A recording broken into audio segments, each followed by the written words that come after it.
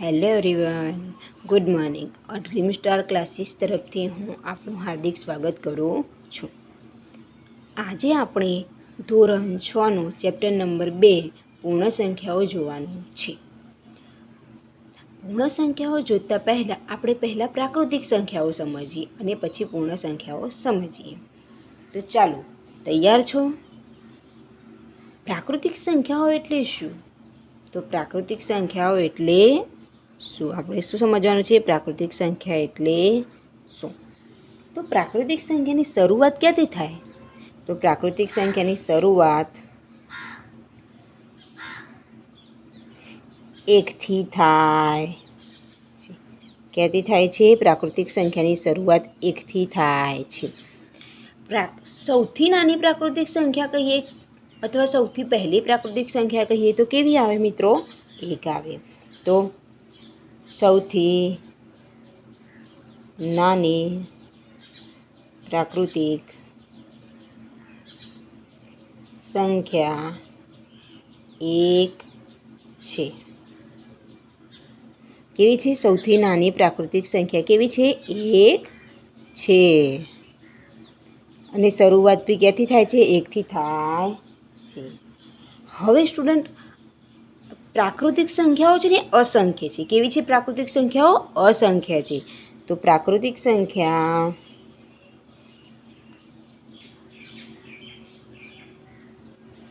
અસંખ્ય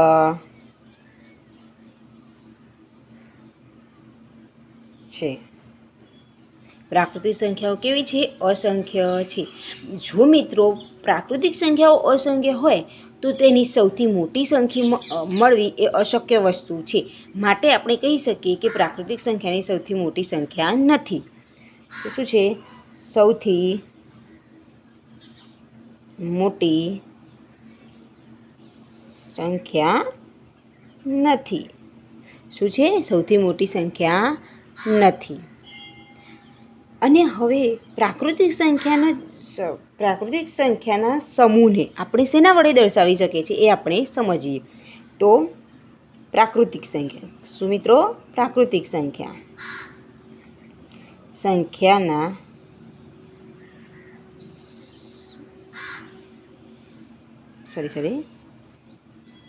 સમૂહને n વડે દર્શાવીએ છીએ. શેના વડે? n વડે દર્શાવીએ છીએ. શેના વડે દર્શાવીએ છીએ? પ્રાકૃતિક સંખ્યાના સમૂહને n વડે દર્શાવીએ છીએ. જો તમને ચલો ફટોફટ આપણે પ્રાકૃતિક સંખ્યાનું રિવિઝન કરી લઈએ. પ્રાકૃતિક સંખ્યાને ઇંગ્લિશમાં શું કહેવાય મિત્રો? Natural number. શું કહેવાય? Natural number. પ્રાકૃતિક સંખ્યાની શરૂઆત ક્યાંથી થાય છે? 1થી થાય છે.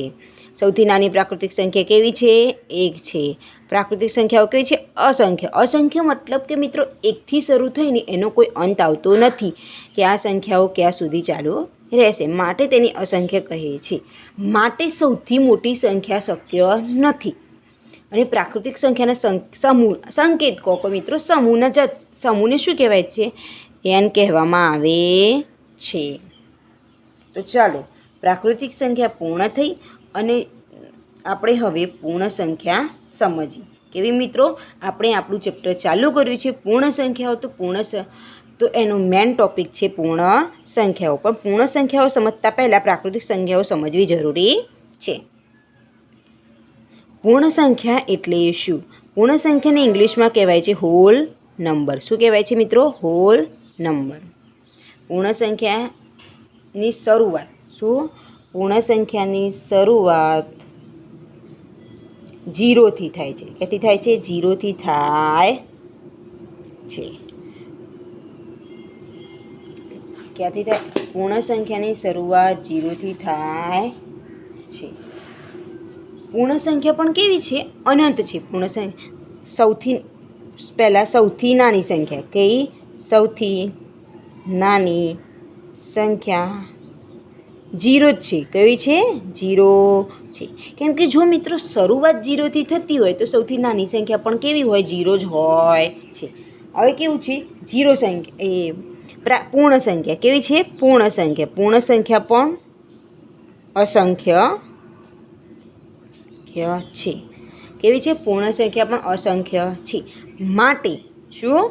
માટે તેની પણ સૌથી મોટી સંખ્યા શક્ય નથી. તો શું? સૌથી મોટી સંખ્યા નથી. શું નથી? સૌથી મોટી સંખ્યા નથી. જો પૂર્ણ સંખ્યાની શરૂઆત 0થી થતી હોય, એ પણ અસંખ્ય હોય, તો સૌથી મોટી સંખ્યા શક્ય નથી. પૂર્ણ સંખ્યાને આપણે શું? પૂર્ણ સંખ્યાના સમૂહને પૂર્ણ સંખ્યાના સમૂહને W વડે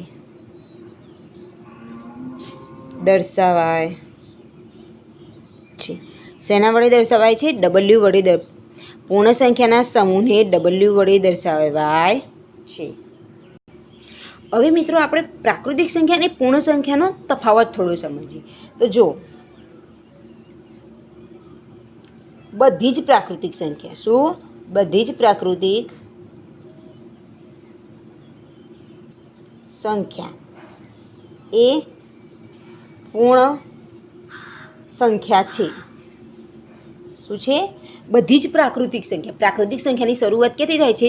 1થી થાય છે. ક્યાંથી થાય છે? 1થી થાય છે. તો બધી જ પ્રાકૃતિક સંખ્યા શું છે? એ પૂર્ણ સંખ્યા છે. પણ શું? પણ બધી જ પૂર્ણ સંખ્યા એ પ્રાકૃતિક સંખ્યા નથી. શું? પ્રાકૃતિક સંખ્યા છે એ પૂર્ણ સંખ્યા છે, પણ પૂર્ણ સંખ્યા છે એ પ્રાકૃતિક સંખ્યા નથી. તેનું કારણ શું છે? શું? એનું કારણ શું છે?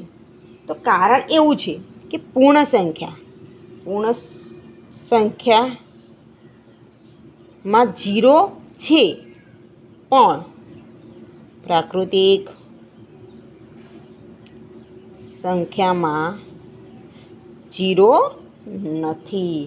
ખબર પડી કે બધી જ પ્રાકૃતિક સંખ્યાઓ હોય ને એને પૂર્ણ સંખ્યા કહી શકાય છે, પરંતુ પૂર્ણ સંખ્યાને પ્રાકૃતિક સંખ્યા કહી શકાતી નથી. કારણ કે પૂર્ણ સંખ્યાની શરૂઆત 0થી થાય છે, જ્યારે પ્રાકૃતિક સંખ્યામાં 0 થતો નથી. માટે આપણે આ લાગુ થાય છે. ચાલો ત્યારે હવે મિત્રો આપણે શું કરીએ કે તમારા બુક છે ને એમાં 29 પેજ નંબર ઉપર એવું લખ્યું છે કે પ્રયત્ન કરો. એ પ્રયત્ન આપણે કરીએ અને સ્ટેપ બાય સ્ટેપ સમજીએ. ચાલો ત્યારે આપણે શરૂ કરીએ. પ્રશ્ન નંબર 1 શું કહેવા માગે છે પ્રયત્ન કરોનો? કે શું દરેક પ્રાકૃતિક સંખ્યા પૂર્ણ સંખ્યા છે?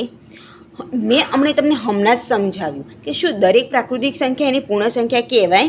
હા મિત્રો, કહેવાય. કેમ? પ્રાકૃતિક સંખ્યાની શરૂઆત 1થી થાય છે અને પૂર્ણ સંખ્યાની શરૂઆત 0થી થાય છે. પણ 0 પછી 1 પણ આવે છે, એટલે પૂર્ણ સંખ્યામાં 1 છે. માટે પ્રાકૃતિક સંખ્યા એ પૂર્ણ સંખ્યા કહેવાય છે. શું લખવાનું? હા, દરેક પ્રાકૃતિક સંખ્યા. શું? દરેક પ્રાકૃતિક સંખ્યા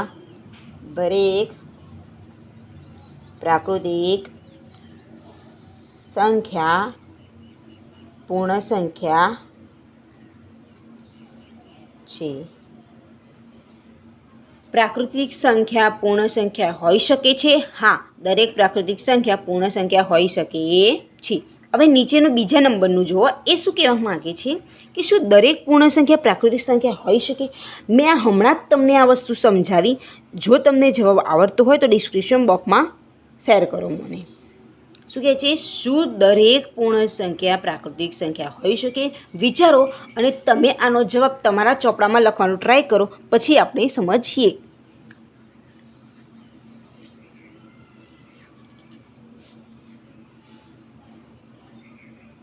તો ચાલો ત્યારે, શું દરેક પૂર્ણ સંખ્યા પ્રાકૃતિક સંખ્યા હોઈ શકે છે? ના.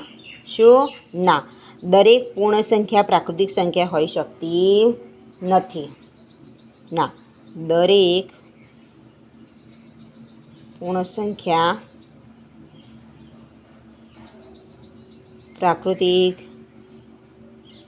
સંખ્યા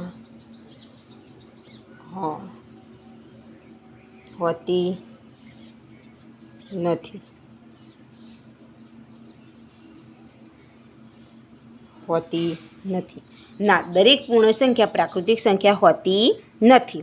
એનું કારણ શું છે? આપણે શું કરવાનું છે મિત્રો? કારણ આપીને સમજવાનું છે. તો તમને જલ્દી સમજણ પડશે અને એક્ઝામમાં આ જ રીતે પ્રશ્ન પૂછાય તો આ જ રીતે લખવાનું હોય છે. એનું કારણ શું છે?